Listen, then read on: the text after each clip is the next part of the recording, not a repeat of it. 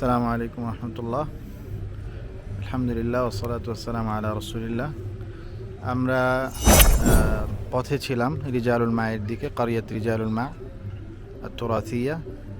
আমরা এখন রিজালুল মায়ে পৌঁছেছি। এই কারিয়া সম্পর্কে আমরা বলেছিলাম যে এই এলাকা, এটা হচ্ছে ওই সমস্ত যুবকদের এলাকা, সাহসী যুবক যাদেরকে বলা হয় রিজাল আল মা। তো এইখানে মানুষরা অনেক সাহসী ছিল, যুবক ছিল, যোদ্ধা ছিল। ইসলামের আগে এবং ইসলামের পরে অনেক যুদ্ধে তারা অংশগ্রহণ করেছে। বিশেষ করে ইসলামে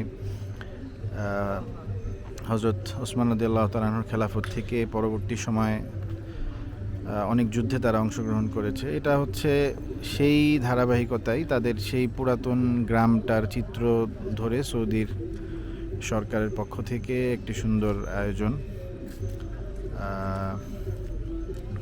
এটাকে কিছুটা একটা কেল্লার মতো দেওয়ার চেষ্টা করা হয়েছে। যদিও এর পুরান আমলের অনেক নিদর্শন, অনেক কেল্লার কিছুই এখানে দেখা যায়, যেটা হচ্ছে আগের, তো ওইটা বন্ধ। ওইটার আদলেই তৈরি করা হয়েছে এখানকার আসির অঞ্চলের কেল্লা, এবং আসির অঞ্চলের বাড়িঘরগুলো আগে এভাবেই হতো, এইভাবেই হতো।